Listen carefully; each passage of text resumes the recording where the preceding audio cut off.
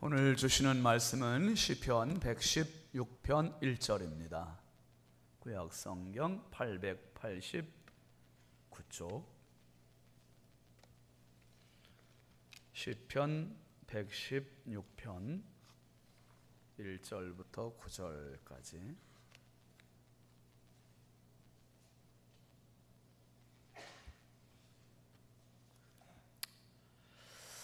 찾으셨으면 함께 교독합시다. 제가 먼저 읽습니다. 여호와께서 내 음성과 내 간구를 들으심으로 내가 그를 사랑하는도다.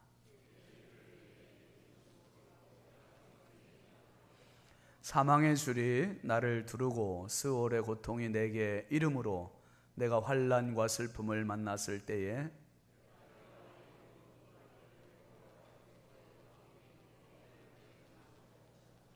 여호와는 은혜로우시며 의로우시며 우리 하나님은 긍휼이 많으시도다.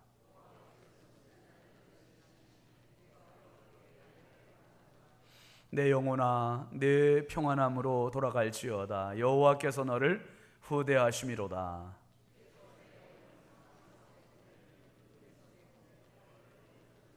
함께 내가 생명이 있는 땅에서 여호와 앞에 행하리로다. 안희환 목사님 나오셔서 세 번째 시간입니다. 한번 따라 합시다. 주와 동행하리란 결심.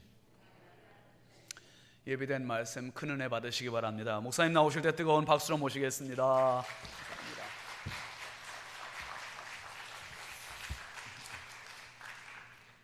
기도하겠습니다.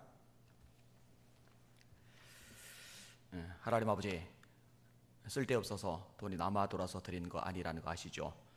우리도 아쉽고 모자라지만 주님 사랑하기 때문에 기꺼이 쪼개어 예물로 드린 곳이오니 하나님 그 중심을 보시고 귀하게 받아 주시옵소서. 성도의 생업을 복되게 해주시고 세상 사는 동안에 먹이시고 입히시고 노후까지 하나님이 책임져 주시옵소서. 무엇보다 성도를 가정가정마다 성령의 불이 붙게 하셔서 믿음의 가문으로 우뚝 설 수 있도록 축복하여 주시옵소서. 예수님 이름으로 간절히 기도합나이다. 아멘. 인사하시죠. 할렐루야. 한번 따라하세요. 하나님, 이 시간에도 큰 은혜 주실 줄 믿습니다. 아멘. 옆 사람 축복해 주세요. 성령으로 충만하십시오. 아멘. 여러분들은 어떤 결심을 해보셔요? 어떤 결심? 올해 어떤 결심을 해보셨어요? 내가 올해는 새벽 예배를 한번 꼭 해봐야 되겠다. 참 좋은 결심이에요. 내가 올해 기필코 한 번 이상은 성경을 통독을 하겠다. 좋은 결심이에요. 올해는 내가 남편에게 바가지 긁는 걸 50% 정도 디스카운트를 하겠다. 이런 것도 괜찮은 결심이에요. 집을 좀 마련해 보겠다. 차를 바꿔보겠다. 이런 결심도 가능하고, 책을 좀 읽어보겠다. 내가 올해는 기필코 한 명 이상 전도를 해보겠다. 이렇게 다양한 결심들이 있을 겁니다. 근데 여러분 아시죠? 결심이란 게 한 번 결심하고 1월 1일에 결심하고 이게 12월 31일까지 쭉 가느냐 뭘까요? 어제 가면 작심 3일이란 말이 나오겠어요, 그죠? 결심을 하는데 가다가 실패하고, 결심을 하는데 가다가 중단하고, 결심을 하는데 가다가 손을 놔버려요. 그러니까 이걸 되풀이 하다 보면 어떤 생각 드냐면은 나는 결심을 해봐야 소용없어. 어차피 오래 못 가. 이런 생각을 하게 됩니다. 근데 여러분 그게 이제 진짜 손해예요. 까짓 거 작심 3일, 결심해서 3일밖에 안 가면은 1년에 120번 결심하면 360일 갈 거 아니에요. 그죠? 그리고 사람이요, 처음부터 결심하고 끝까지 쫙 가는 게 아니라 결심하고 넘어지고, 그렇지만 또 결심하고, 이런 과정을 통해서 의지도 점점 강해져 가요. 처음부터 의지가 강한 사람으로 태어나는 게 아니라는 거죠. 또 하나, 결심하고 어느 정도밖에 못했다 하더라도 이게 쌓이면은요, 5년, 6년, 10년 이렇게 지나면은요, 결심을 하지 않아서 아무것도 안 했던 사람에 비해서 굉장히 큰 수준 차이를 보이게 됩니다. 이 결심을 하시는 게 좋아요. 수없이 반복적으로 또 결단하시고 도전해 보시고, 실패하더라도 또 도전하시고, 이런 과정을 거치는 게 훨씬 지혜로운 사람의 반응입니다. 오늘 본문의 시편 저자는요, 특별한 결심을 하는데 하나님 앞에서 행하겠다는 거예요. 자, 말씀을 보세요. 9절 같이 읽습니다. 시작. 내가 생명이 있는 땅에서 여호와 앞에 행하리로다. 생명이 있는 땅에서 여호와 앞에 행하리로다. 하나님 앞에서 행한다. 한 단어로 말하면 동행이죠. 하나님 앞에서 행한다. 여러분, 하나님이 어떤 하나님이셔요? 창조주시잖아요. 천지만물을 창조하셨어요. 하나님이 어떤 하나님이세요? 역사의 주인이시잖아요. 모든 만물을 잡고 이끌어 가시는 분은 하나님이십니다. 하나님이 어떤 하나님이세요? 심판주이시잖아요. 마침내 모든 만물을 당신의 백보좌 앞에서 심판하실 분이 우리 하나님이세요. 창조 시작, 역사 과정, 심판 끝. 그래서 성경은 처음과 나중, 알파와 오메가, 이런 식의 표현으로 하나님을 묘사를 합니다.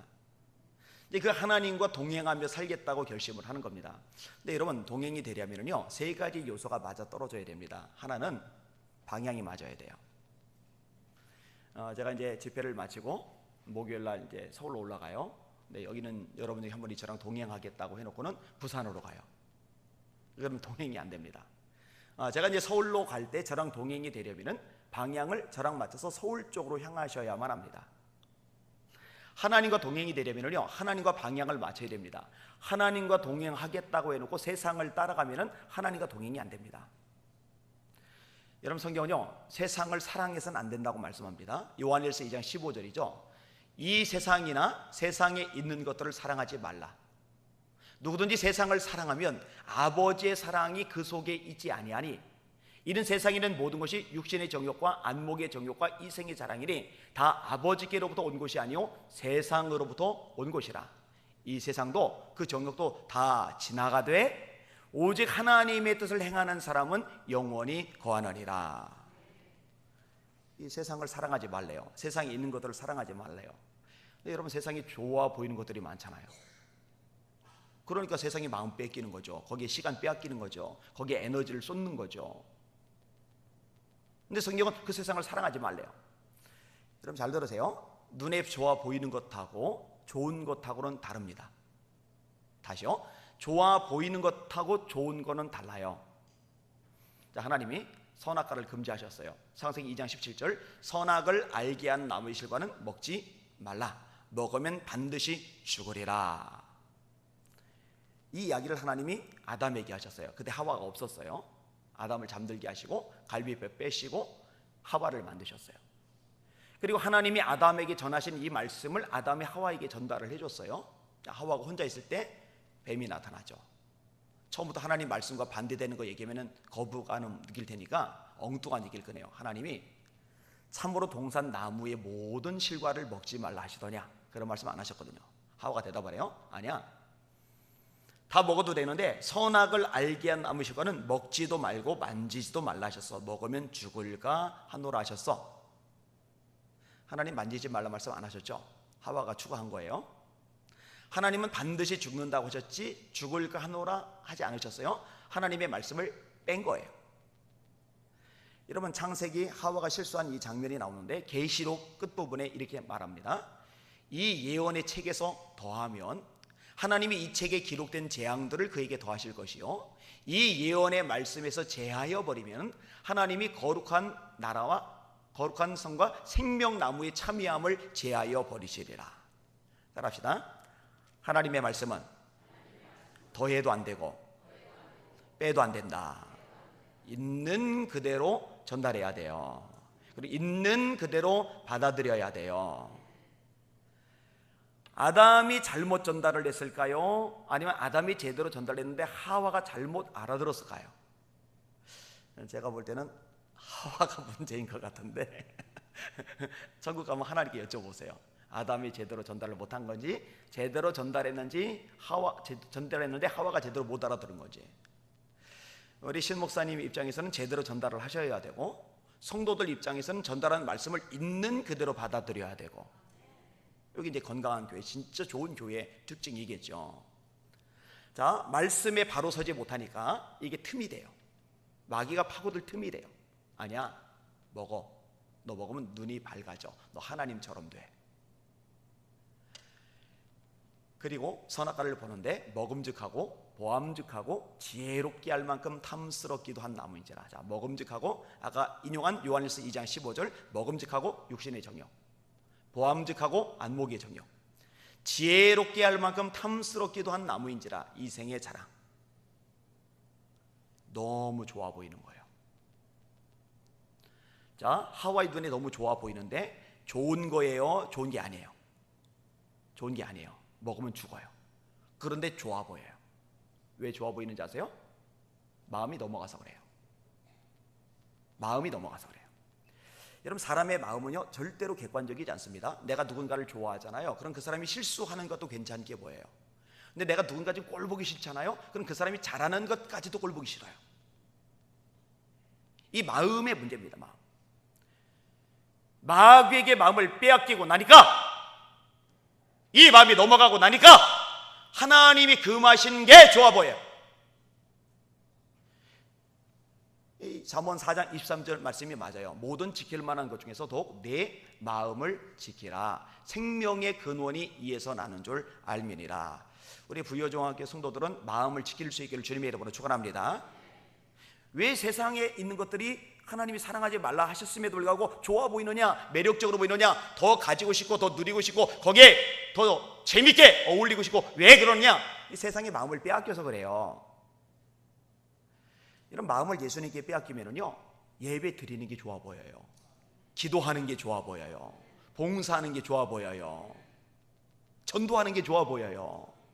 그러니까 내 마음에 뭐가 좋아 보이느냐, 어떤 거에 자꾸 매력을 느끼느냐를 확인해 보시면은 내 지금 상태가, 영적 상태가 어떤지를 점검해 볼 수가 있는 거예요. 분명히 말합니다. 세상 따라가면 하나님과 동행이 안 돼요. 세상을 사랑하지 말래요. 세상에 있는 것들을 사랑하지 말래요. 세상을 살아가면 아버지 하나님의 사랑이 그 속에 없대요. 제 말이 아니고 하나님 말씀이에요. 그런 걸로 보면은 요즘 예수님과 동행하는 사람, 교인들 중에 그렇게 많지는 않아요. 왜냐하면 세상 따라가니까. 자, 또 하나, 여러분, 돈 따라가면 주님하고 동행이 안 됩니다. 이거 사람들이 싫어하는 이제 메시지 중에 하나인데, 여러분, 성경은요 하나님이 우리들에게 물질의 복을 주실 수 있다고 분명히 말씀하세요. 아브라함을 거부가 되게 하신 분 하나님이라고 말씀해요. 히스기야를 거부가 되게 하신 분 하나님이라고 성경이 말씀을 해요. 여러분, 이삭은요 자기 땅이 없어요. 목축업자니까 블레셋 사람의 땅을 빌린 거예요. 소작농이죠. 남의 땅을 빌려서 농사를 진 거예요. 뭐 지금은 뭐 이제 3차 산업 넘어서 4차 산업까지 나가잖아요. 융복합 이렇게. 그런데 이삭 당시는 농업, 어업, 목축업, 이게 유일한 산업들이죠. 그러니까 목축업을 하던 이삭이 사업을 바꿔서 농업에 뛰어든 거예요. 여러분, 내가 하던 사업 말고 다른 사업에서 성공하는 거는요 쉬운 일은 아니잖아요. 근데 100배 농사를 졌어요. 블레셋 사람들이 시기가 가득합니다. 그 땅 도로 내놓으래요. 영적 원리를 몰라요. 땅이 복의 땅이라서 농사가 잘 된 게 아니라 이삭이 복의 사람이니까 복의 사람이 있는 그 땅이 복의 장소가 되는 거예요. 여기는 여러분들이 복의 사람이 되시길 바랍니다. 그럼 여러분이 밟는 가정이, 여러분이 밟는 이웃이, 여러분이 밟는 주변이, 그게 다 복의 장소가 되는 거거든요. 내놓으래요. 자기들이 농사 지으면 그렇게 농사 안 돼요. 자, 이 블레셋 사람들은 땅을 파도 물이 안 나오는데 이삭의 종들이 물 파면은 물이 나와요. 우물. 그 당시 우물은 재산 가치가 높거든요. 근데 뺏어가요. 그래서 에색 다툼이라고 이름 줘요. 또 파요. 또 뺏어가요. 신나 대적이라고 이름을 줘요. 또 파요. 뺐다 염치가 없으니까 더 이상 못 뺏어요. 그래서 이제 르호봇, 하나님이 넓혀 주셨다, 이렇게 이름을 바꿔요. 자, 이렇게 하나님이 물질의 복을 주시기도 하셔요. 그런데 여러분, 성경은요 우리가 하나님의 뜻대로 살고 순종하며 살다 보니 하나님이 복을 주셔서, 물질의 복도 주셔서 누리는 측면인 거지, 이 물질 자체를 추구하고 따라가라고 말씀하고 있지를 않아요. 성경은 거꾸로 이렇게 말합니다. 돈을 사랑함이 일만 악의 뿌리가 되나니 이것을 사모하는 사람들이 미혹을 받아 많은 근심으로서 자기를 찔렀도다. 일만 악은 모든 죄, 모든 악의 뿌리가 뭐냐? 돈을 사랑하는 것. 결국 이 돈 때문에 사람들이 근심을 합니다. 여러분 가만히 보세요. 결국 사람들이 걱정하고 근심하는 건 전부 돈 때문에, 돈. 근데 성경은 그러지 말라고 말씀하고 있잖아요. 예수님이 이제 4가지 밭의 비유를 말씀하시는데, 첫 번째 밭이 길가. 멀쩡한 땅도 사람이 밟고 다니면은 길이 돼요. 사람이 밟고 다니면은 딱딱해져요. 이 씨앗이 들어가지를 못해요. 그 서울시내 옆에 성봉 기념관이 있는데 그 기념관 옆에 원래 잔디밭이 있었어요. 제가 이제 학교 다닐 때 거기서 학생들이 족구를 했어요. 원래 잔디가 깔려있던 땅인데 완전히 그냥 길처럼 길바닥처럼 돼버렸어요. 그런데 이제 씨앗이 안 들어가겠죠.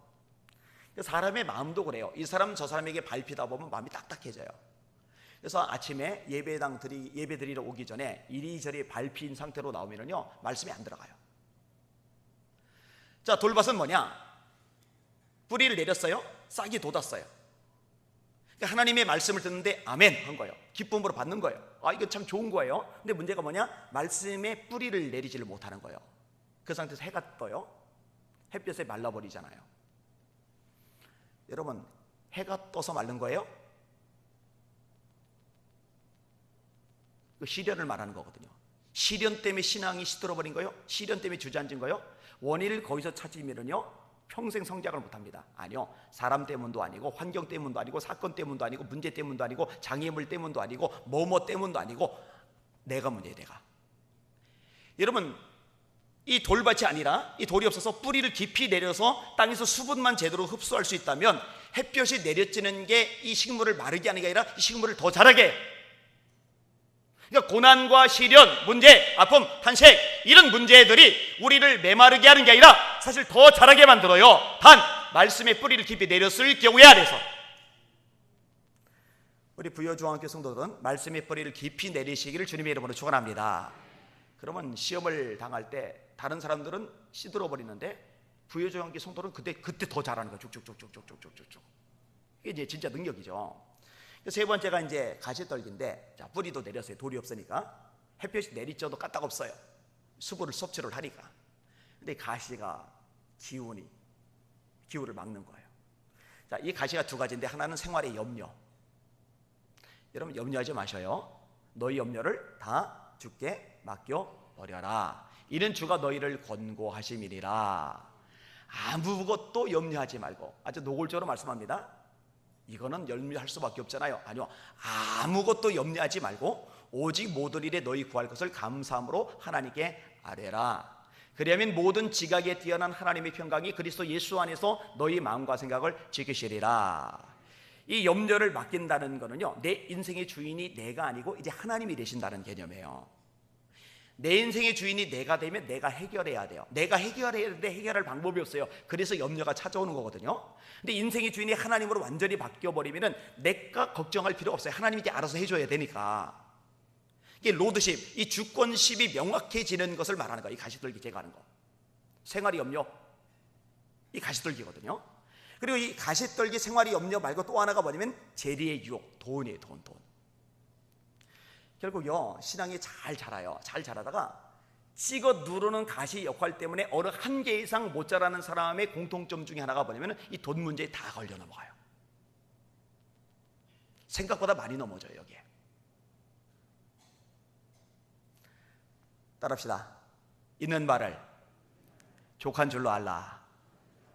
이 성경이 노골적으로 말씀하고 있어요.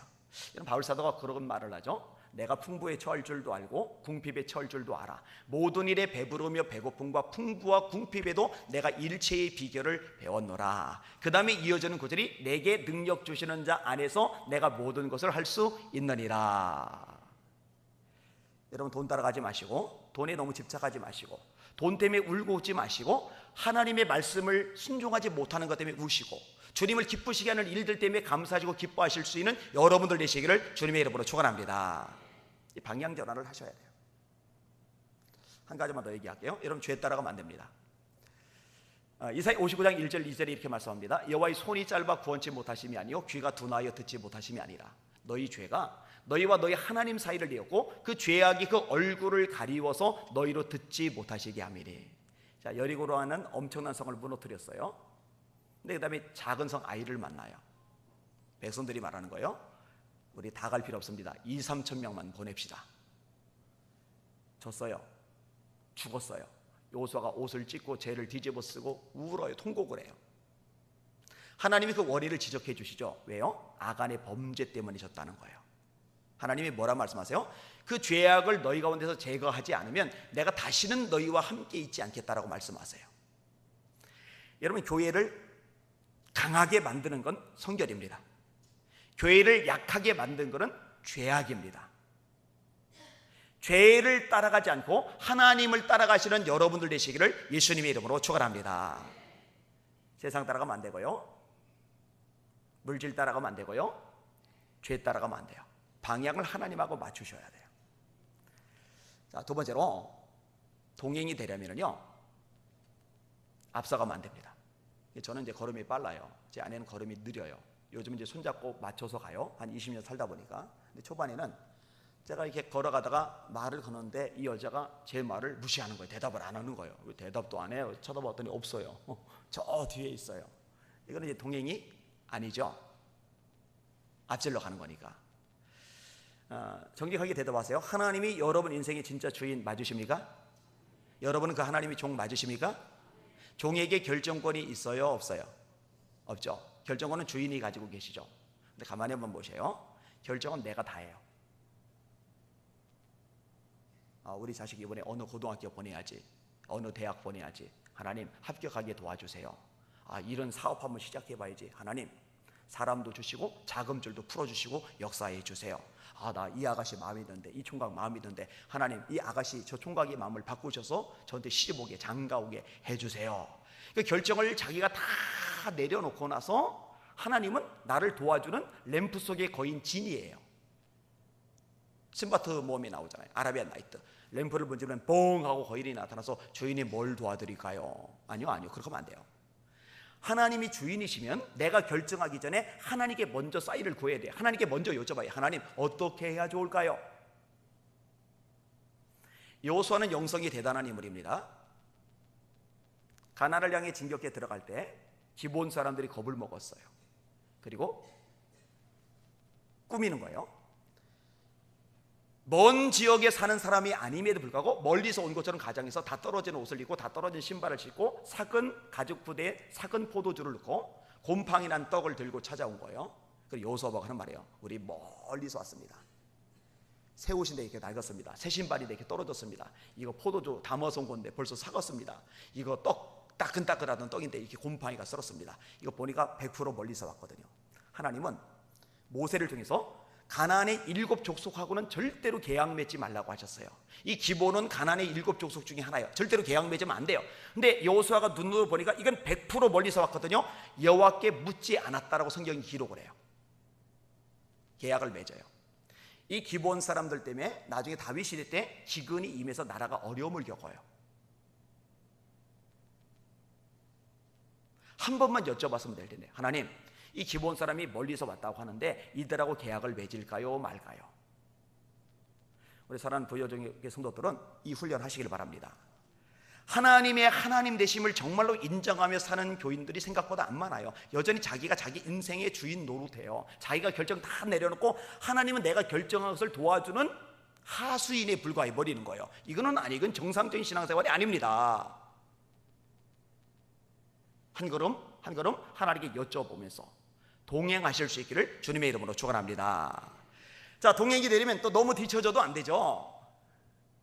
요즘 같은 세상에 성경대로 살아서 어떻게 성공을 해? 요즘 같은 세상에 말씀대로 살아서 어떻게 출세를 하고, 요즘 같은 세상에 하나님의 뜻대로 살아가지고 어떻게 남들 위해 설 수 있겠어? 여러분 정말 그렇게 생각을 하신다면 사실 신앙생활 하실 필요가 없죠. 요즘 같은 세상도 여전히 하나님은 역사의 주인이십니다. 요즘 같은 세상에도 하나님은 여전히 당신이 도우시고 세우시기 원하는 사람 얼마든지 도우시고 세우실 수 있습니다. 이 하나님을 경험하실 수 있기를 주님의 이름으로 축원합니다. 베드로가 큰 소리 빵빵 치죠.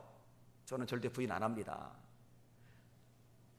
다 부인할지라도 이 얘기를 왜 하나 몰라요. 자기 얘기는 하지. 다 주를 부인할지라도 저는 주를 부인하지 않겠나이다.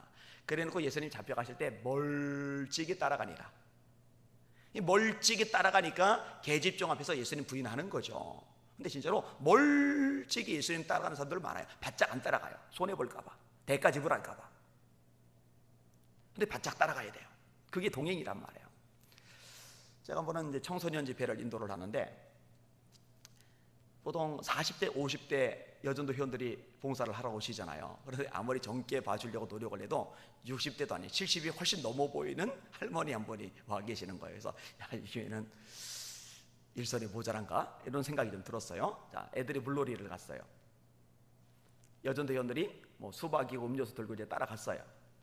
이 고령의 할머니 권사님이시더라고요. 그분만 남으셨어요. 궁금하잖아요. 제가 쪼로로 가가지고 말을 걸기 시작을 했어요. 근데 그분이 당신 얘기를 술술술술 해주시는 거예요. 이분이 류마티스 관절염 때문에 고생을 많이 하셨어요. 그 통증이 심하다면서요. 이게 너무 아파가지고 주일 예배를 못 드리신 거예요. 목사님이 우리 권사님이 아프셔서 못 오셨나 보다 하고 신방 전화를 하시든지 아니면 직접 찾아가시든지 하셨어야 되는데 이 권사님이 교회에 못 오신 것을 눈치를 못 채셨어요. 다음 주에 이 권사님이 또 못 오셨어요. 근데 2주나 빠졌는데도 목사님이 눈치를 못 채셨어요. 이 정도 되면은요, 소위 믿음 좀 좋다고 하는 권사님들도 삐진 모드로 들어갑니다. 섭섭한 거예요. 우리 목사님 나한테 관심이 없어. 내가 2주나 못 왔는데 신방 전화도 한동 없으셔. 기도도 한번 안 해주셔. 섭섭한 마음에 막 밀려드는 거죠.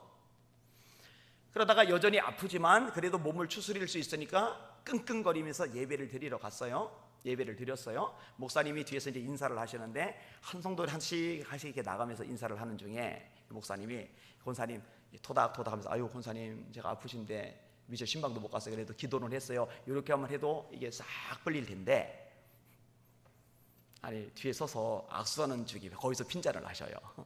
권사님 요즘 주방에 일순 딸리는 거 많이 알면서 어떻게 코빼기도 안 보여요? 이렇게 한 거예요.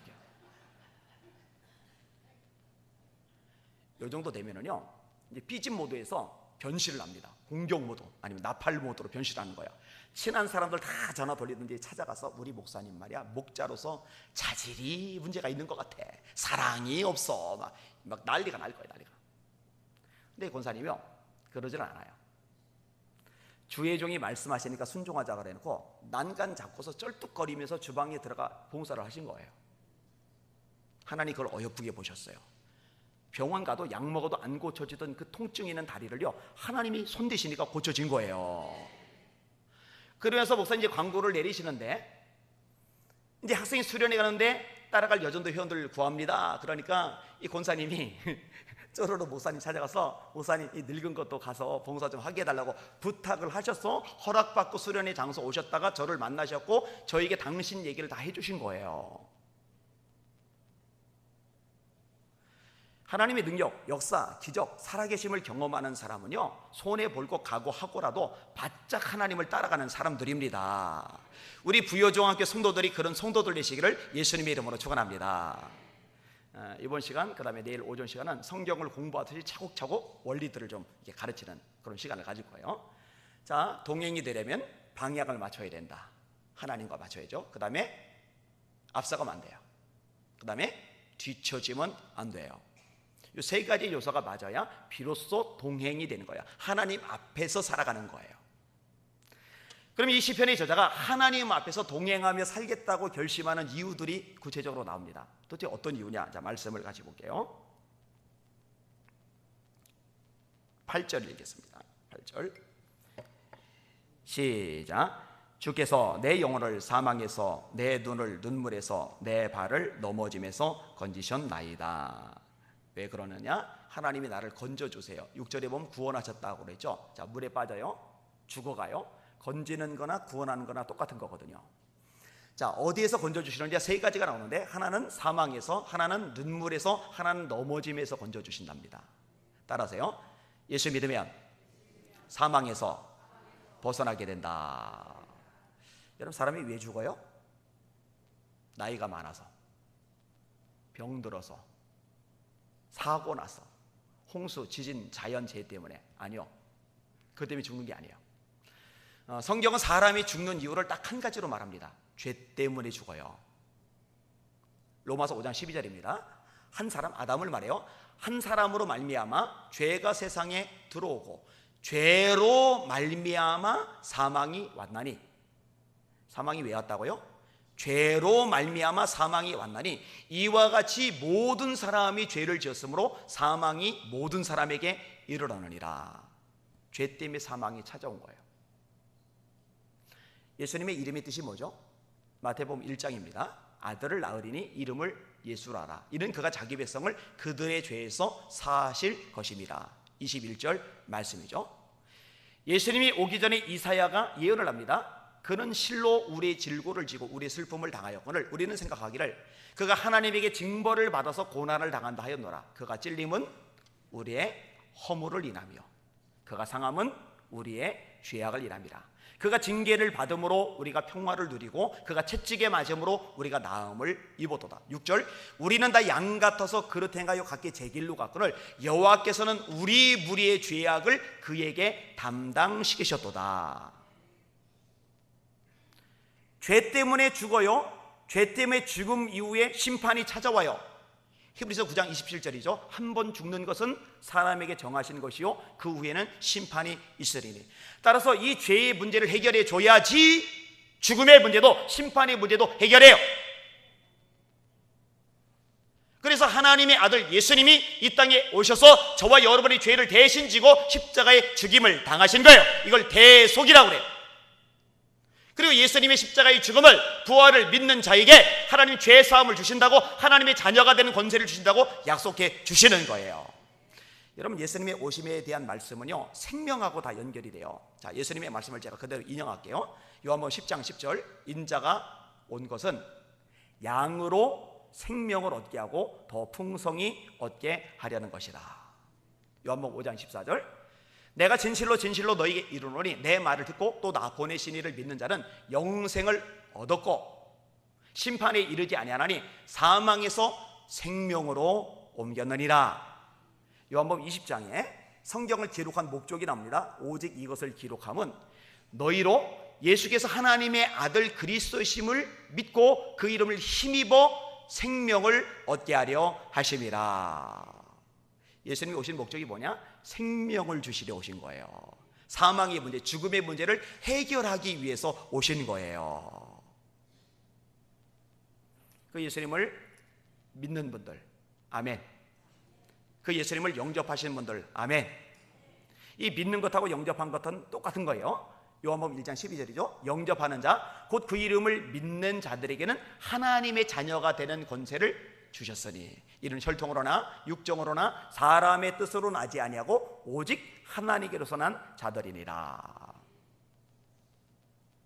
제가 이렇게 설명하는 걸 좋아해요. 컵이 있어요. 물이 들었죠. 이 컵을 상자에다가 뒀어요. 그럼 상자 안에는 물이 있어요. 왜냐하면 물이 든 컵을 넣었으니까. 자, 이 컵이 누구냐? 예수님이세요. 예수님. 예수님 안에는 무엇이 있느냐? 생명이 있어요. 그 요한복음입니다. 1장. 그 안에 생명이 있었으니 이 생명은 사람들의 빛이라. 예수님 안에 뭐가 있다고요? 생명이 있어요. 생명. 예수님을 우리 안에 영접을 했어요. 다시 말해 예수님을 믿었어요. 그럼 우리 안에 생명이 있어요? 없어요? 그렇죠? 예수님 안에 생명이 있는데 예수님을 우리 안에 영접하니까 예수님 안에 있는 생명도 우리 안에 따라 들어오게 되는 거예요.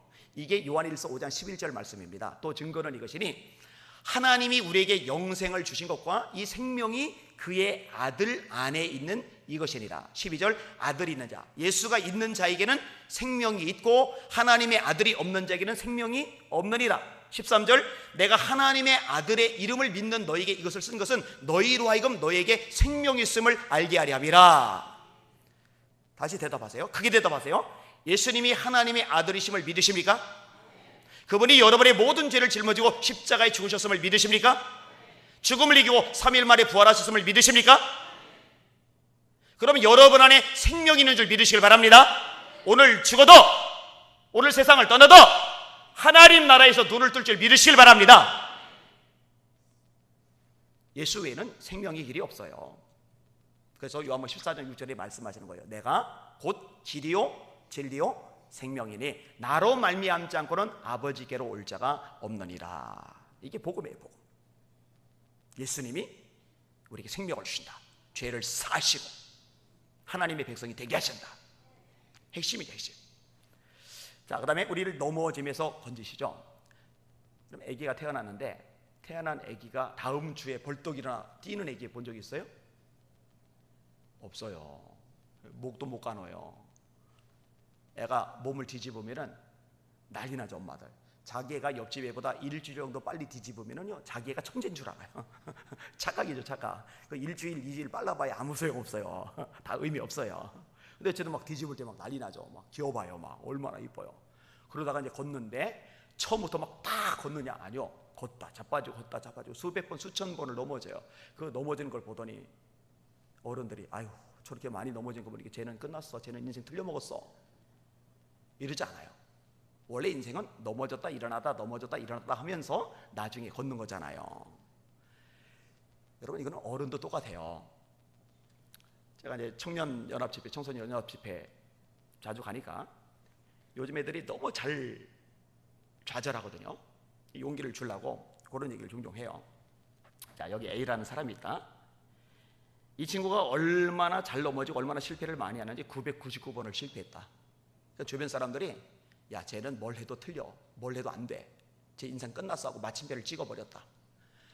근데 이 녀석이 그렇게 많이 실패한 주제에 끙끙거리고 일어나더니 1000번째 승리를 했다. 이 사람 인생의 승리자냐 실패자냐? 그럼 승리자라고 대답을 해. 자, 여기 이제 B가 있다. 요 애는 한 2번쯤 넘어지더니 2번째 넘어진 다음에 다시는 안 일어나더라. 이 사람은 인생의 성공자냐 실패자냐? 그럼 실패자라고 대답을 해요. 놀래요. 야, 니들 바보냐? 계산도 못하냐? 요 A라는 사람은 997번을 더 많이 실패했는데 왜 성공자고, 이 B라는 사람은 997번을 덜 실패했는데 왜 실패자냐? 여러분, 사람들이 자꾸 집착하는 게 뭐냐면 얼마나 많이 실패했느냐, 얼마나 많이 넘어졌느냐, 또 얼마나 세게 넘어졌느냐. 근데 여러분, 많이 넘어지는 것도 상관없고 세게 넘어지는 것도 상관없어요. 그 다음번에 또다시 일어날 수 있느냐 없느냐, 이게 본질이에요. 근데 적어도요, 저와 여러분은 쓰러졌어요? 내 힘으로 일어날 방법이 없어요? 바로 그 순간에 내 손을 잡고 일으켜줄 주님이 계시단 말이에요. 주님이 저와 여러분을 일으켜 주신단 말이에요. 감사하실 수 있기를 주님의 이름으로 축원합니다. 고백하잖아요. 예수의 이름으로 나는 일어서리라. 주가 주신 능력으로 나는 일어서리라. 원수가 날 향해 와도 쓰러지지 않으리. 주가 주신 능력으로, 주가 주신 능력으로, 주가 주신 능력으로 일어서리. 이렇게 넘어지면서 우리를 건져내 주신단 말이에요. 그 다음에 눈물에서 건져주시죠. 여러분, 세상 살면서 한 번도 안 울어본 적 없죠? 울었을 거예요. 그죠? 난 세상 살면서 울 일이 전혀 없었습니다, 이런 사람 없어요. 울기 마련입니다. 이때요, 혼자서 너무 많이 울지 마세요. 혼자서 너무 울면 사람이 우울증에 걸립니다. 집안에 틀어박혀서 가슴 쓸어내리고 땅바닥 두들기면서 울면은요, 우울증 생겨요. 그 창문 열고 환풍도 시키고 밖에 나가서 햇볕도 쬐고 산책도 하고 그렇게 하셔야 돼요. 사람들 앞에서 우는 거는요, 가려서 우셔야 돼요. 근데 송객이 토론하면서 우는 거 믿을 만한 사람 앞에서 그렇게 하셔야 돼요. 믿을 만한 사람 아닌 사람 앞에서 울고 송객이 털어놓으면요, 이건 반드시 뒤탈이 생깁니다. 이게 엉뚱하게 돌고 돌아서 내게 다시 들려요. 그 상처돼요. 배신감 느껴요. 그러니까 아무 앞에서나 울면 안 돼요. 근데 사람 앞에, 정말 믿을 만한 사람 앞에 운다 하더라도 감정의 카타르시스, 속이 후련해지는 건 있지만 문제가 해결되지는 않아요. 제일 좋은 방법은 하나님 앞에서 많이 우세요. 제가 어릴 때 참 많이 울었는데 성경 읽다가 충격적인 구절을 발견했어요. 하나님이 눈물을 담는 병을 가지고 계시대요. 이 구절이 있어요, 시편에. 그러니까 여러분이 하나님 앞에서 울면은 하나님이 그 눈물병에 여러분이 눈물을 담으시는 거예요. 하나님이 그 눈에서 눈물을 닦아주실 날이 오는 줄 믿으시길 바랍니다. 히스기야가 죽을 병 걸렸을 때 벽 쳐다보죠. 하나님만 보겠다는 거예요. 왕국에 의사들 많은데 손 쓸 방법이 없거든요. 이사야 보내셔서 하나님 말씀하세요. 내가 네 기도를 들었고 네 눈물을 보았노라. 한나가 아이가 없어서 통곡하며 울 때 하나님이 그 눈물을 보시잖아요. 그 눈에서 눈물을 닦아주시잖아요. 여러분, 하나님 앞에서 많이 우시고 하나님의 닦아주시는 능력을 경험하시기를 주님의 이름으로 축원합니다. 하나님이 사망에서, 넘어짐에서, 눈물에서 건져주세요. 이런 하나님이라 동행하고 싶은 거예요. 자, 왜 또 동행하고 싶어 하느냐 말씀 볼게요. 7절 같이 읽겠습니다. 7절 시작. 내 영혼아 네 평안함으로 돌아갈지어다. 후대하심이로다. 아멘. 하나님이 저와 여러분을 후대하신답니다. 후대란 말은 후하게 대접하시는 걸 말해요. 제가 이제 어릴 때 환영을 별로 못 받았어요. 집이 가난하다 보니까, 몸도 불구이다 보니까. 근데 성경을 읽으면서 예수님을 보는데 얼마나 위로가 많이 되는지 알아요. 예수님은 예수님에게 손 내미는 사람 그 손을 뿌리친 적이 단 한 번도 없어요. 예수님께 다가가는 사람 너는 좀 안 왔으면 좋겠네 하고 슬그머니 이렇게 밀어내신 적이 단 한 번도 없어요. 누구라도 손을 잡으시고 누구라도 안아주세요. 제가요 수없이 수백 번 수천 번 반복해서 읽어도 은혜를 계속 받는 내용이 누가복음 19장입니다. 그게 제 얘기거든요. 자, 삭개오가 가슴에 구멍이 뚫렸어요. 사랑을 못 받으니까. 세리거든요. 그 당시 속담에 산에 가면 사자가 있고 거리에 가면 세리가 있다, 이런 속담이 있어요. 매국노거든요. 미움을 받거든요. 자기 집에 누군가를 초대하고 싶은데 아무도 안 와요. 자기도 누군가의 집에 초대받아 가고 싶은데 아무도 초대해 주는 사람이 없어요. 근데 소문을 들으니까 예수님은 그렇게 존경을 받으시면서도 자기 같은 죄인, 자기 같은 세리에게도 친밀하게 대해 주신다던데 그 얘기가 들린 거예요. 그 예수님이 여리고의 동네에 오셨어요. 만나고 싶어서 가슴 두근거리며 뛰쳐나갔는데 문제는 예수님 주변에 사람이 이미 바글바글 비집고 들어가려고 해도 미움받으니까 안 비켜줘요. 모든 발 뜨고 예수님 얼굴 보고 싶은데 키가 작아요. 안 보여요. 아이고, 나는 예수님 얼굴 볼 팔자도 안 되나 보다 하고 돌아가질 않고요, 예수님이 지나가시는 길 옆에 뽕나무, 돌무화과 나무 위에 기어 올라갑니다. 이런 미움받는 어른이 나무 기어 올라가는 거 동네 사람들 보면은 손가락이라고 비웃을 거예요. 아야야, 저 사교 저 뭐하는 짓이야, 이럴 거예요. 상관없어요. 기어 올라가요. 그리고 나무까지 제치고 잎사귀 제치고 예수님 얼굴 보려고 이러고, 그럼 예수님이 이제 얼굴이 보이고 옆모습이 보이고 이제 뒤통수가 보이셔야 되는데 예수님이 갑자기 방향을 틀어요. 나무 쪽으로. 상상해 봤어요? 심장이 막 터질 것 같을 거예요. 설마 곧 제 길로 가시겠지, 나무 밑에까지 오진 않으시겠지, 설마. 근데 웬걸 나무 밑에까지 오셨어요. 그리고 나무까지 잎사귀 지고 이렇게 내려다보고 있는데 그 삭개를 이렇게 올려다보시는 거예요. 예수님 눈이 마주쳤어요. 제가 볼 때 나무까지 놓쳤을 것 같아요. 놀래가지고 예수님이 삭개오야, 동네 사람들 어느 누구도 이분이 우리 동네 유지 삭개오님이십니다 소개한 적이 없어요. 소개할 리가 없죠. 미움받는데. 삭개오 스스로가 마이 네임이지 삭개오 하고 자기를 소개한 적이 없어요. 근데 예수님이 이름을 아세요. 삭개오야. 이어진 말씀, 내가 오늘 네 집에 유하여야 하겠다. 아니, 아무도 우리 집에 와주지 않는데, 초대해도 부탁해도 애걸해도 거들떠도 안 보는데 예수님이 내가 오늘 네 집에 유하여야 하겠다. 성경 보세요. 삭개오가요 빨리 내려와요. 나무는 올라갈 때보다 내려갈 때가 더 위험합니다. 미끄러지면 다쳐요. 그게 문제가 아니에요. 내려와요. 내려오더니 예수님, 제가 재산 절반 팔아서 가난한 사람 나눠줄게요. 남의 거 토색한 거 4배씩 갚을게요. 여러분 절반 나눠주고 남은 절반에서 4배씩 갚아주면 아무것도 안 남을 수 있어요. 그런데 삭개오는 그렇게 해요. 이걸 후대라고 그래요. 후대. 목말라요. 만나고 싶어요. 예수님이 너무 그리워요. 예수님은요 단 한 번도 이런 마음을 밀어내는 적이 없어요. 이런 마음을 무시하는 적이 없어요. 이런 마음을 멸시하신 적이 없어요. 기어이 거기로 가세요. 안양천 뚝박 옆에 판자촌의 불구 아이에게 예수님이 그렇게 또 와주셨어요. 저는 예수님이 너무 좋아요. 너무 좋아요. 제가요 어떻게까지 기도했냐면, 예수님, 제가 이제 몸이 건강하지는 않잖아요. 그렇게 팔을 잃어가지고 의소 끈으로 이렇게 매달아서 이렇게 겨드랑이에다 이렇게 걸었거든요. 이렇게 끈으로. 그러다 보니까 끈이 이 목하고 어깨를 누르고 이 겨드랑이를 눌러요. 그래서 여기가 늘 뭉쳐 있어요. 1년 내내 아파요. 그리고 이제 양손을 써야 되는데 오른손만 이제 쓰다 보니까 이 오른손이 이제 과부하가 걸려서 여기가 이제 게다가 제가 글을 계속 써요.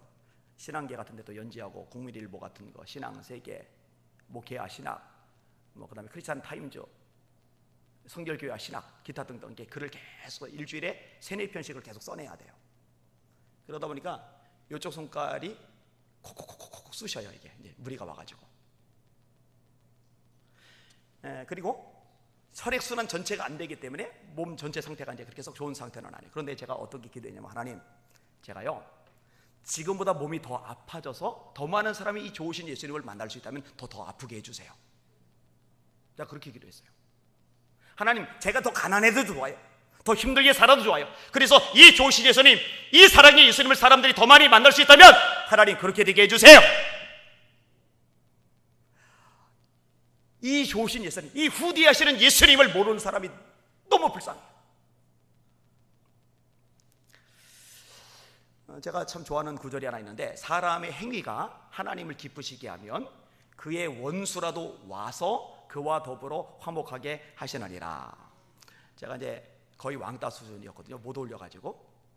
그러니까 저는 몰려다니는 애들 보면 부러워요. 나도 저기에 좀 끼고 싶은데, 나도 좀 가서 친구 집 가서 잠도 좀 자고 우리 집에도 좀 놀러 와주고. 근데 우리 집 한자촌이라 놀러 오질 않는 거예요. 그리고 제 성격이 원래 내성적이고, 게다가 교통사고로 팔을 잃고 학교를 1년 꿀타 보니까 더 제가 못 어울리는 거예요. 그래서 마음속에 이 구절을 잡고, 하나님, 제가 하나님만 열심히 기쁘시게 할 테니까 제 주변에도 사람 좀 많이 붙여주셨으면 좋겠어요. 이런 마음을 가지고 이제 살았어요. 제가 언제까지 잘 못 어울렸냐? 결혼하고 나서까지도. 30대잖아요 30대. 동기들 모임에 아내를 데리고 갔어요. 아내가 그때 화가 머리 끝까지 났어요. 왜냐? 친구들이, 동기들이 몇몇이 모여서 이야기도 나누고 막 웃고 떠들고 그러는데 저는 거기에 못 끼는 거예요. 그러니까는 혼자 있기 뻘쭘하잖아요. 그래서 구석에 혼자 앉아서 책을 보고 있었어요. 이 장면을 아내가 본 거예요. 그래서 저보고, 나 다시는 동기 모임 안 따라가요. 목사님 그렇게 하세요. 속상하니까 저한테 이제 그렇게 한 거예요.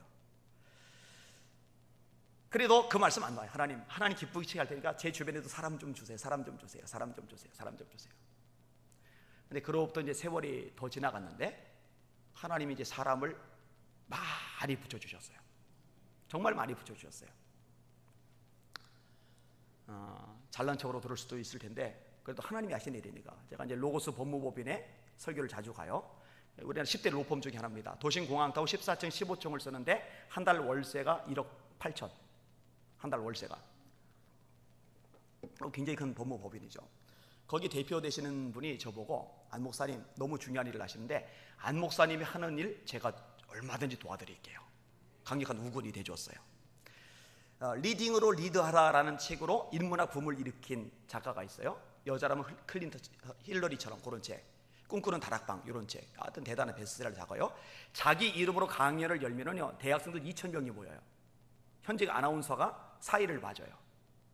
이 친구의 책을 읽었는데 너무 좋아요. 야, 이런 친구하고 친하게 지내면 좋겠다 했는데 이 친구가 저를 찾아왔어요.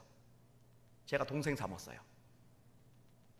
얼마 전에 제가 출판 기념회할 때 이 친구 와서 또 순서도 맡아줬어요. 이슬람을 막는 일, 동성애를 막는 일에 중심이 계신 분 중에 김승규 장로님이라고 계세요. 이분이 법무부 장관을 지내셨고 국정원장을 지내셨어요. 아주 거물급 인물이시죠. 이분하고 저하고 되게 친해요. 그러니까 제 주변에는요, 이름만 대면 알만한 사람들이 얼마나 많이 포진을 냈는지 몰라요. 몇 년 전에 제가 수술을 받는데 수술비도 없는 주제에 간도 크게 1인실을 얻었어요. 1인실. 왜냐면 저를 찾아올 사람들이 많을 것 같아서 주변 환자들에게 6인실 들어가면 민폐가 되니까 1인실을 얻었어요. 1인실이 하루에 36만 원이에요. 근데 정말요, 아침부터 밤까지 전 지역에서 사람들이 계속 찾아오는데요, 난리가 났어요. 올 때 그냥 안 오고 뭐 이렇게 하나씩 들고 오더라고요. 이게 요거를 계산하니까 2천만 원이 들어왔어요. 그걸로 수술비 다 해결, 병실비 다 해결, 그리고 좀 남아서 어려운 후배 100만 원 이렇게 집어주고, 그래서 2천만 원을 다 쓰니까 이제 제로 상태가 되더라고요. 그러니까 여러분, 저로서는요 감격할 수밖에 없어요. 다윗의 고백이 조금은 이해가 가요. 하나님, 나는 누구며 내 집은 무엇이건데 나로 여기에 이르게 하셨나이까. 하나님의 후대 외에는 해석 방법이 없어요. 하나님이 후대하시니까 만사오케. 이런 하나님과 동행하며 사는 것, 이보다 기가 막힌 삶은 없는 거예요. 뭐 주님 바짝 따라가면 손해보고, 뭘 손해봐요, 하나님 후대해 주시는데. 우리 부여 중학교 성도들 하나님께 바짝 따라가시는, 동행하시는 능력 있는 종들 되시기를 주님의 이름으로 축원합니다. 하나님이, 하나님과 동행하는 여러분들 후대하실 겁니다. 세워주실 겁니다. 높여주실 겁니다. 축복해 주실 겁니다. 길을 열어주실 것입니다. 이걸 경험해야 돼요. 그럼 신앙이 달라요. 담대함이 생겨요. 자, 마지막 하나만 더 생각을 해볼게요. 왜 하나님과 동행하며 살겠다고 결심을 하느냐? 자, 말씀을 보세요. 1절과 2절 같이 읽겠습니다. 시작. 여호와께서 내 음성과 내 간구를 들으심으로 내가 그를 사랑하는도다. 그의 귀를 내게 기울이셨으므로 내가 평생에 기도하리로다. 아멘. 내 음성과 내 간구를 들으신대요. 그 귀를 내게 기울이신대요. 여러분, 여러분들이 기도 드릴 때 여러분의 작은 신음소리조차 하나님이 들으신다고 믿으시길 바랍니다. 세상 권력자들은 혹시 여러분 우습게 여길지 몰라도 우리 하나님 아버지는 우리 기도를 절대로 우습게 여기시는 적이 없어요. 성경이 말씀합니다. 지금까지는 너희가 내 이름으로 아무것도 구하지 아니하였으나 구하라. 그리하면 받으리니 너희 기쁨이 충만하리라. 예레미야가 아직 시위대 뜰에 갇혀 있을 때에 여호와의 말씀이 두 번째로 그에게 임하니라. 이르시되 이를 행하시는 여호와, 그것을 만들며 성취하시는 여호와, 그의 이름을 여호와라 하나리가 이같이 이르시도다. 너는 내게 부르짖으라. 내가 네게 응답하겠고 네가 알지 못하는 크고 은밀한 일을 네게 보이리라. 단 기도하실 때 굉장히 중요한 요소가 하나 있는데 믿음으로 기도하셔야 돼요. 너희가 기도할 때 무엇이든지 믿고 구하는 것은 다 받으리라. 믿고 구하는 것은 이렇게 되어 있잖아요.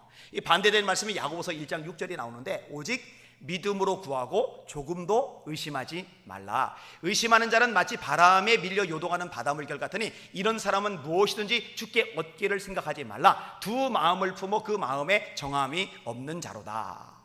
그러니까 기도를 하는데 안 믿어져요? 그럼 기도하실 필요 없어요. 기도하지 마세요. 어차피 그 기도는 응답이 안 돼요.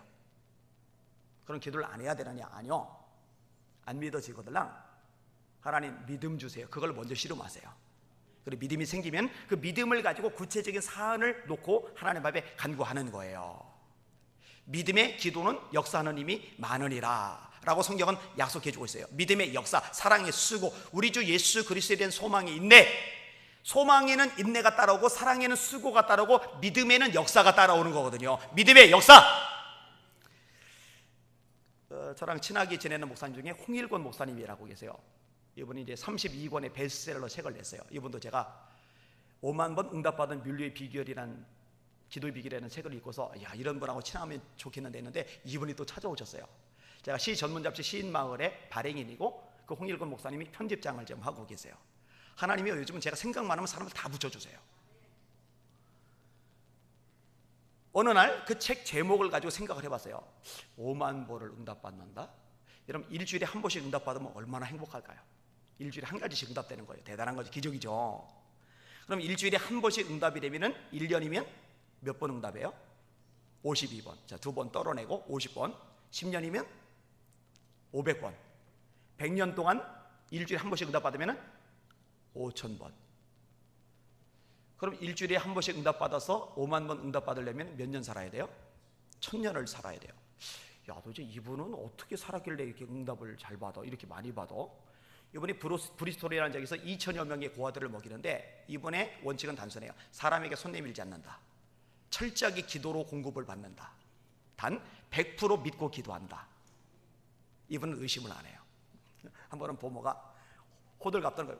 원장님 큰일 났어요. 양식이 다 떨어졌어요. 근데 영약을 안 받아요. 애들 식당에 먹으라고 쫙 모이는데 애들이 눈이 동그래요. 왜냐면 빈 접시거든. 포크 있고.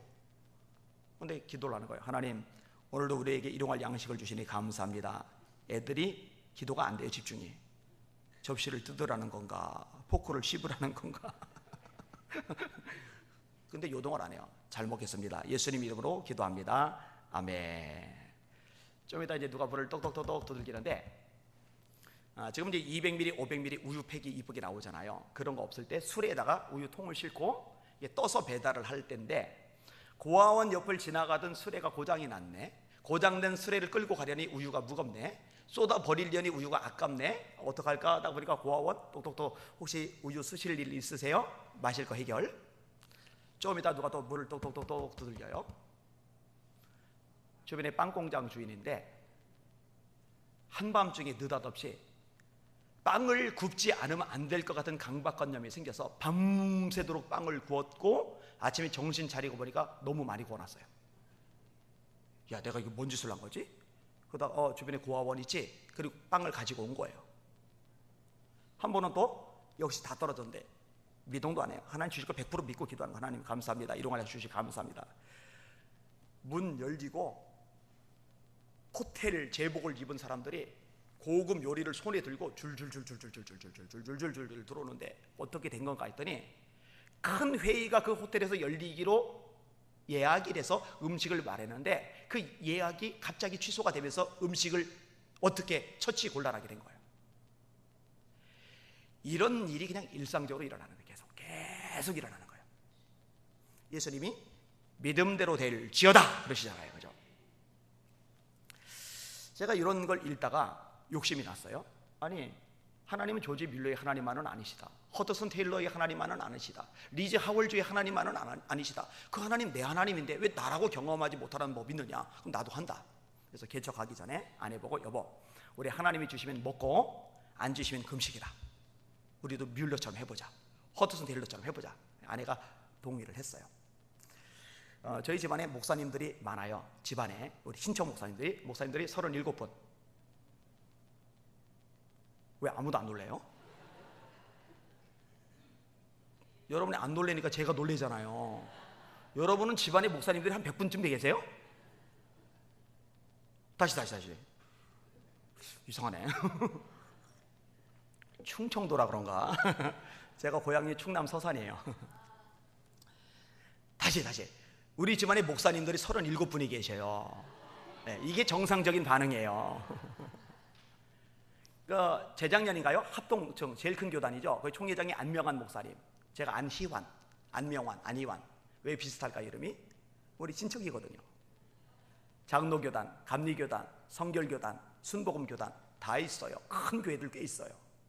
그러니까 조카가 개척하니까 선교비 10만 원씩만 보내주세요. 그래서 37분이 10만 원씩 보내주면 370만 원 깔끔하게 문제 해결이 돼요. 큰 교회는 더 해줘도 되죠. 근데 주님이 아세요? 단돈 5만 원도 안 받았어요, 제가. 왜냐면 그거 손 내밀면 하나님이 안 주실 테니까. 하나님만 바라보겠다 이거예요. 저희가 이제 지하에서 개척을 시작을 했는데 매일 저녁 기도회를 했어요. 근데 지하라서 공기가 안 좋잖아요. 제가 매일 붙어 있다 보니까 몸이 망가져서 아내가 나갔다 들어왔는데 제가 거실 바닥에 쓰러져 있었어요. 첫 번째 쓰러진 사건. 병원에 갔죠. 근데 누가 그래 저보고, 아유, 이렇게 몸이 허약하면은 보약이라도 지어 드세요. 그 나쁜 사람이 그렇게 많은 사람. 아니, 개척교 목사가 보약을 지어 먹기 싫어서 안 지어 먹습니까? 보약 지어 먹을 돈이 없으니까 안 지어 먹는 거지. 보약 지어 먹을 돈이 어디 있어요? 쌀 사 먹을 돈도 없는 상황인데.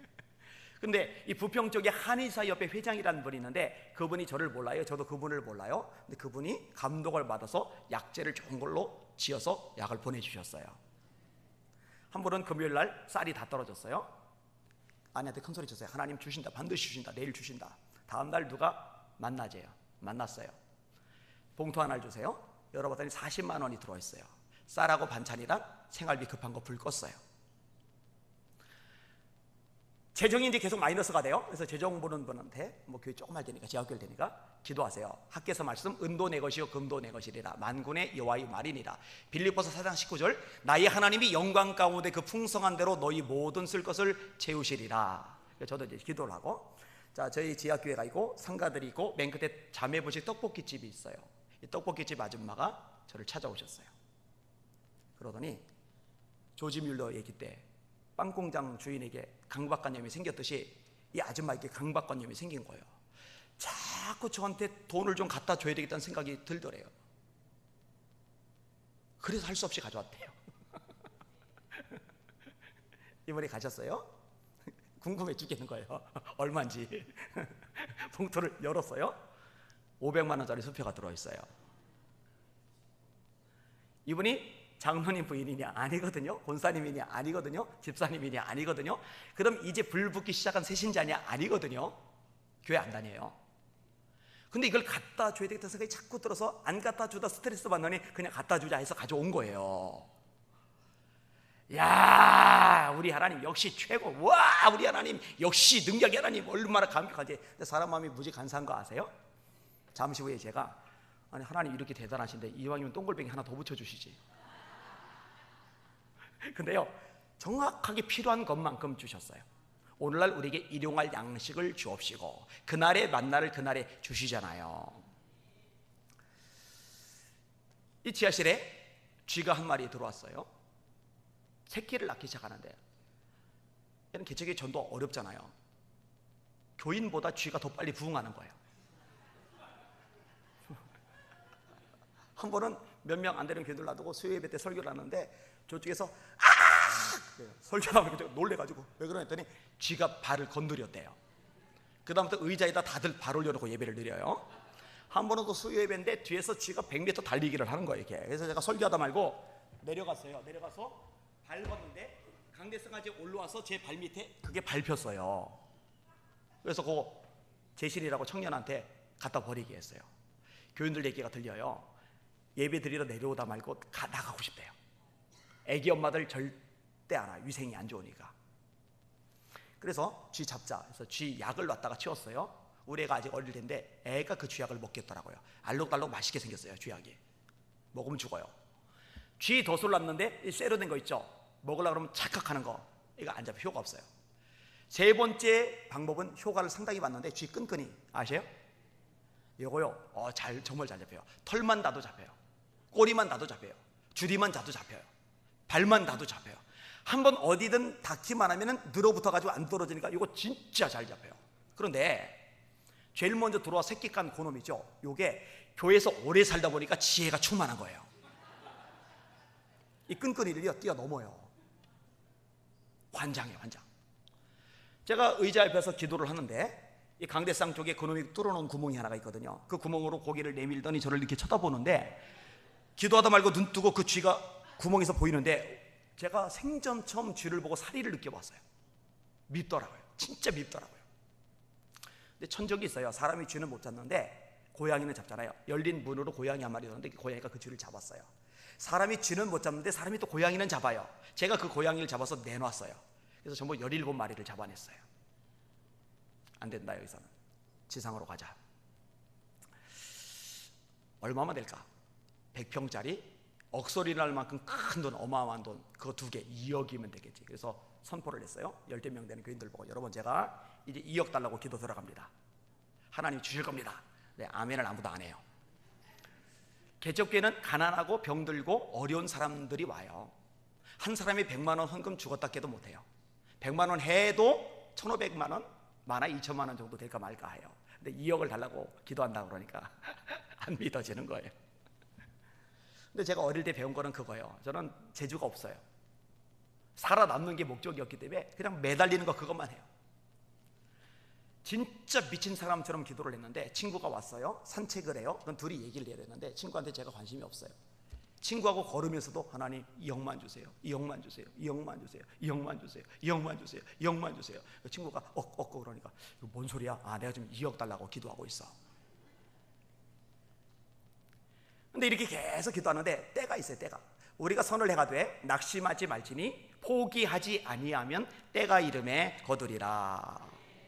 때가 되니까 하나님이 일을 행하시는데 원로 목사님 사모님 한 분이 새벽 예배를 나오기 시작했어요. 이분이 우세요. 왜 우시라 했더니 남편이 간암 말기로 3개월밖에 못 산다고 진단을 받은 거예요. 병원에 갔어요. 병실 여러 번이 있기 때문에 거기서 기도하기 민망해서 휠체어에 모시고 비상계단으로 갔어요. 그리고 문 걸어 잠그고 거기다 손을 대고 이제 기도를 해요. 제가 이제 산기도 하다가 목이 트였기 때문에 제 목소리가 커요. 제가 작정하고 소리 지르면 진짜 큽니다.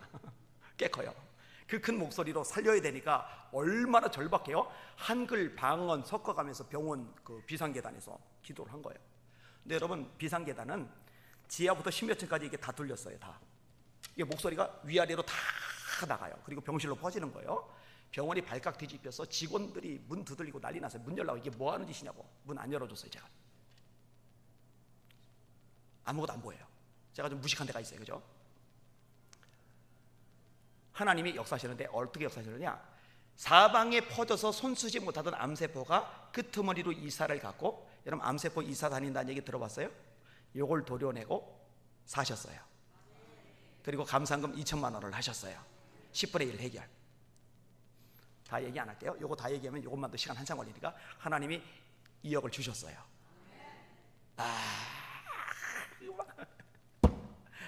우리 하나님 얼마나 막 어깨 힘들어가요. 막 목이 힘들어가요. 복도방 찾아가죠. 아저씨 지상 100평짜리 얼마입니까? 했더니 아저씨가 3억 5천에 50만 원씩 내라고.